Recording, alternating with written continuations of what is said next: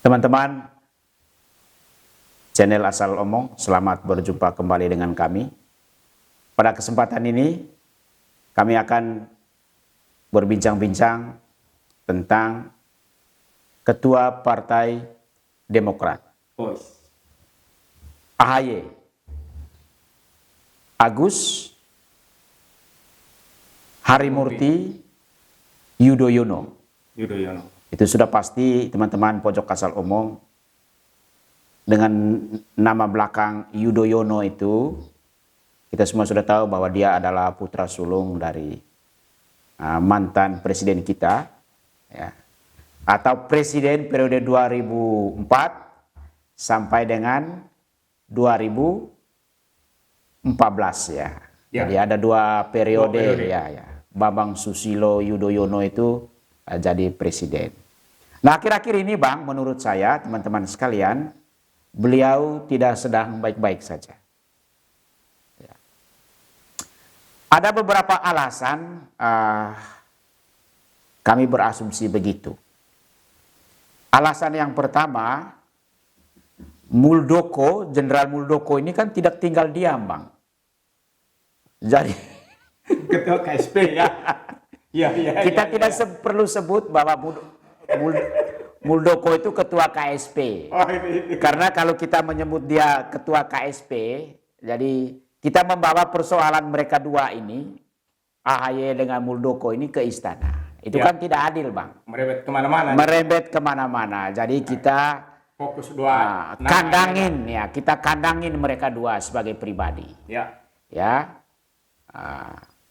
Muldoko sebagai orang yang memiliki semangat, ya, ambisius pula untuk menjadi atau mengambil alih kepemimpinan di Partai Demokrat. Nah, masalah mereka dua belum selesai, Bang, sampai sekarang. Ya, kita tidak tahu tapi kita juga tidak tahu apakah ini masalah mereka berdua saja. Kita juga tidak pasti ya. Tapi sampai sejauh ini ya kita melihatnya begitu. Jangan-jangan juga di dalam Partai Demokrat itu sendiri, ya kita ini kan ngomong jangan-jangan, Bang. Jangan-jangan juga banyak faksi-faksi yang mengharapkan Muldoko mengambil alih partai itu. Jangan-jangan begitu, Bang. Jangan-jangan. Sederhananya kan begini, Bang. Kalau Muldoko itu tidak melihat potensinya, ngapain dia sibuk-sibuk, Bang? Ya, tetapi karena dia bisa melihat potensi itu, maka dia tidak berhenti untuk berusaha mengambil alih Partai Demokrat itu. Itu hal pertama yang membuat AHY itu tidak sedang baik-baik saja. Karena ini menjelang pemilu, Bang. Betul. Kalau ribut terus itu kan juga berbahaya itu ya. Lalu yang kedua, Anas Urbaningrum. Ya, 1 minggu yang lalu, ya, atau 2 minggu yang lalu, Anas Urbaningrum keluar dari penjara. Abang tahu, saat dia keluar dari penjara, dia disambut oleh begitu banyak orang kader HMI. Ya, jadi juniornya Anas menyambut Anas dengan gegap gempita. Ada media mengatakan ratusan orang yang menyambut Anas Urbaningrum. Tetapi ada yang lain juga mengatakan sampai 2.000-an yang menyambut Anas Urbaningrum. Abang tahu apa yang Anas katakan ketika dia melihat begitu banyak orang yang menyambutnya? Dia bilang bahwa saya minta maaf kepada orang, kalau ada orang-orang yang berharap saya mati membusuk di penjara. Tapi pertanyaan kita itu kan, siapa ya orang yang mengharapkan itu? Ya, siapa? Nah, kita perlu melihat ke belakang, Bang. Kayaknya sinyal yang dikirimkan ini mantap sekali. Mantap sekali, betul ya. Kita melihat ke belakang, ya. Dia ini kan ketua Partai Demokrat. Ya kan? Ketua Partai Demokrat. Dia masuk penjara juga pada saat SBY menjadi presiden. SBY menjadi presiden. Dan SBY mengambil alih kepemimpinan Partai Demokrat. Jadi kurang lebih begitu. Itu artinya bahwa siapa yang mengharapkan dia membusuk? Ya. Saya Ya. rasa Pasti penonton SBY, bisa. ya, pasti SBY. Ya. Jadi seorang jenderal itu takut dengan seorang anak muda yang tidak punya bintang. Ya, tapi dia Punya semangat juang. bukan bintang, dia tidak punya bintang mungkin ya, mungkin dia punya matahari ya, cahayanya lebih luas ya. Katanya kan pada saat itu juga animo orang terhadap Partai Demokrat itu sangat tinggi waktu Anas masih menjadi ketua Ya. Partai Demokrat. Nah, itu yang kedua menurut saya yang membuat AHY itu tidak sedang Baik-baik saja. baik-baik saja. Ya. Lalu kemudian yang ketiga, ya, yang membuat AHY itu tidak sedang baik-baik saja. AHY ini kan orang muda, Bang. Nah, sebagai orang muda, biasanya kalau dia berbicara itu, biasanya itu terlalu didorong oleh semangat. Ya. Meletup-letup. Meletup-letup. Tidak pikir dengan baik dulu. Ya. Wah. Ciri khas anak muda. Ciri khas anak muda, ya, ya. Sama seperti abang lah, waktu masih Ya. muda kan. Betul. Nah, apa yang dikatakan oleh AHY itu? Dia bilang bahwa kebijakan-kebijakan pembangunan yang dilakukan oleh pemerintah sekarang itu gerasa gerusu.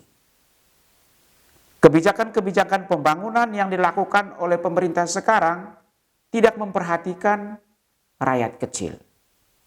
Nah, pertanyaan kita, siapa pemerintah sekarang? Kita semua tahu kan, Bang, pemerintah Presiden Joko Widodo kan? Betul. Tetapi kan Presiden Joko Widodo kan tidak sendiri dia, Bang. Ya. Di dalamnya tuh ada Partai Golkar. Ya, Ya. ya kita sebut ketuanya Erlangga Hartarto. Ada PKB, ya kan? Ada PAN, ya. Ketua PAN malah sekarang jadi menteri kan, Bang? Jadi menteri. Ya. Betul. Ada PDIP, ada Gerindra, dan ada partai pengusung Partai Anies pengusung Anies Baswedan. Itu artinya bahwa siapa yang gerasa gerusu dalam membuat kebijakan?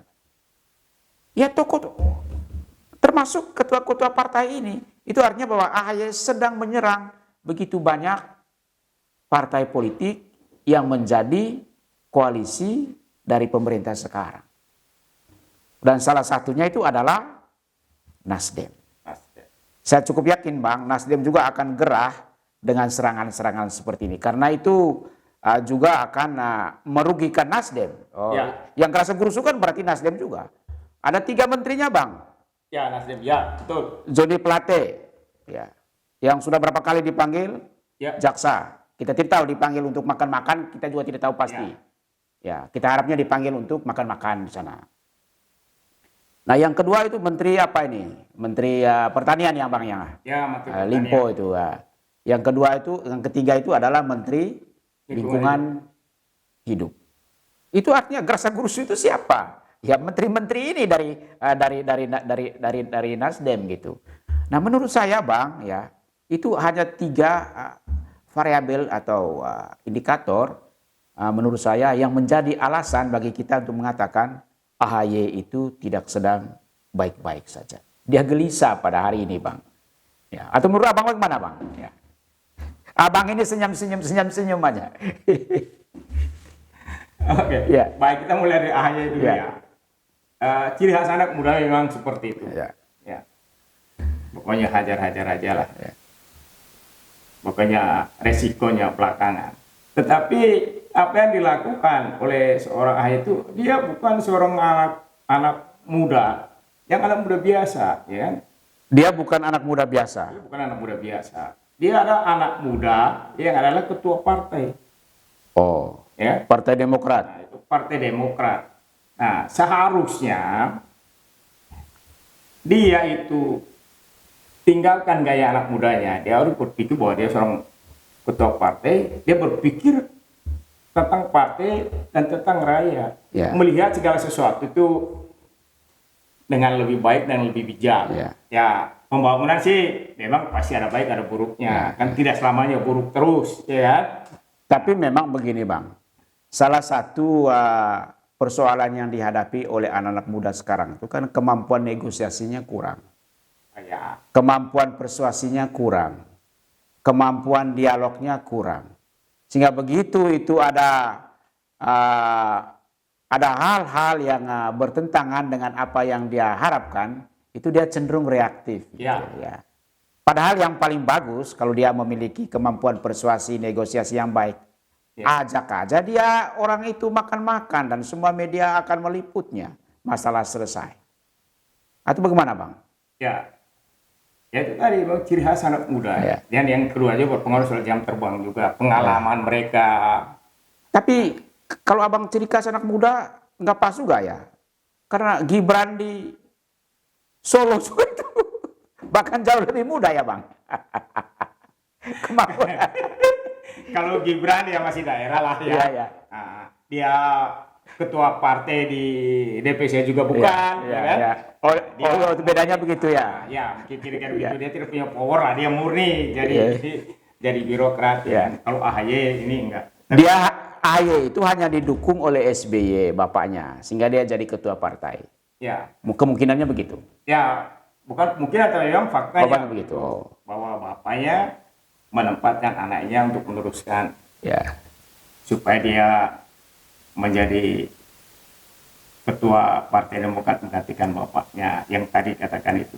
Tetapi apapun itu, ya tetap juga anak muda yang harus banyak belajar. Seperti yang Bu Ari katakan, mereka harus belajar bagaimana ketahanan, ya kan? Nah ini bicara soal ketahanan emosional. Ya. Nah, anak muda ini kan susah untuk mengendalikan hal seperti itu. Pokoknya yang tidak berkenan dengan apa yang dia inginkan, reaktif sekali ya. Seperti Iya. itu yang dilakukan oleh AHY. Harusnya sebagai ketua partai, dia harus lebih kalem. Ya. Iya. Nah, itu yang pertama. Dan memang ada hal yang menarik sebenarnya. Anak muda yang ditumbuh partai, ini memang agak repot. Karena dia bukan ditokohkan orang banyak. Oh, dia tidak ditokohkan oleh masyarakat. Ah, itu dia persoalannya. Dia ditokohkan oleh Bapaknya sendiri. dan saya kira apa yang Abang katakan itu benar karena sampai sekarang surveinya juga sekitar satu koma, Bang. Nah, itulah. Ya.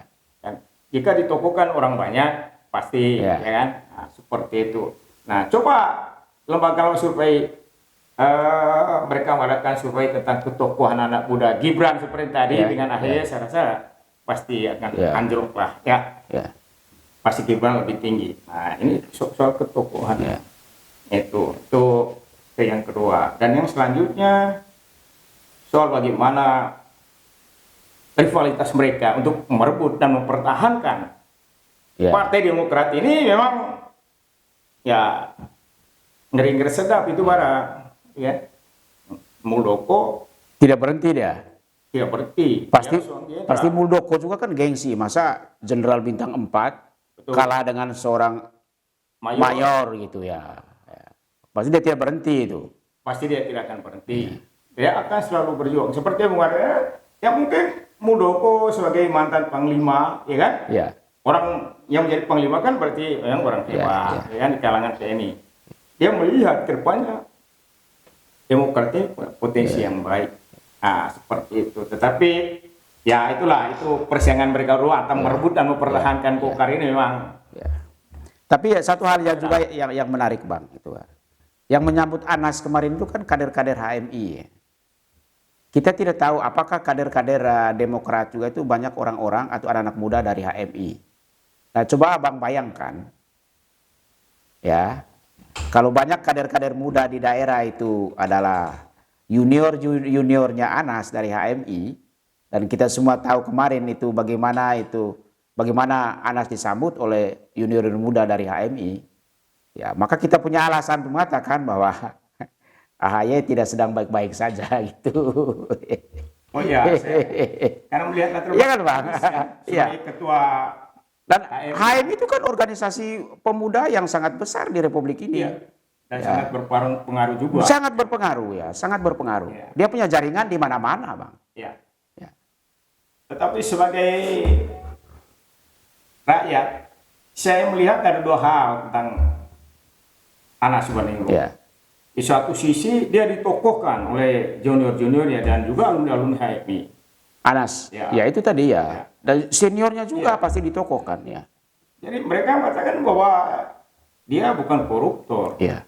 Ya kan? Ya itu juga Bang. Terhadap Anas ini memang ada dua pandangan. Yang pertama itu adalah dia itu koruptor. Tapi siapa yang memandang dia koruptor ya? Nah menurut Anas itu yang memandang dia koruptor itu adalah rejim yang sedang berkuasa pada saat itu gitu. Tetapi rejim itu kan dia tidak berada dalam satu situasi yang netral. Dia juga punya kepentingan pada saat itu kan terhadap Partai Demokrat gitu. Ya. Yaitu SBY itu sendiri kan. Jadi itu pandangan yang pertama. Jadi dia itu adalah seorang koruptor. Tetapi pandangan yang lain mengatakan dia adalah korban dari rejim. Nah, makanya itu yang harus kita bahas lebih jelas. Pokoknya tadi bahwa satu sisi bahwa bukti dia seorang koruptor, dia ditahan. Itu sudah bukti, kita tidak bisa ingkari. Nah, ada alasan yang mengatakan bahwa dia menjadi korban dari rezim sehingga dia mengirim pesan, ya kan? Nah, ke depan ini kan justru pertarungan antara dua pandangan ini. Siapa yang lebih kuat? Ya kan? Siapa yang lebih kuat? Apakah mereka yang menganggap dia sebagai koruptor atau menganggap dia sebagai korban? Saya cukup yakin Bang, yang paling kuat ke depan itu dari pertarungan dua anggapan ini, yang paling kuat itu adalah mereka yang menganggap Anas itu sebagai korban dari rejim yang sedang berkuasa pada saat itu. Iya. Ya. Dan yang menarik sebenarnya bahwa sepertinya mereka ada sinyal ke arah sana bahwa Enji yang juga bagian dari Demokrat yang dipenjarakan juga ikut serta kan dia menyebut Anas. Ya. Nah ini juga kan membuat tanda tanya besar. Ini tapi ya udahlah, yang dunia politik itu dunia. Oke lah ya. Oke ya teman-teman dari channel Asal Omong. Demikian obrolan kami tentang AHY, Ketua Partai Demokrat. Menurut perspektif kami, dia tidak sedang baik-baik saja saat ini. Ya, salam dan sampai jumpa dengan kami dengan topik-topik berikutnya.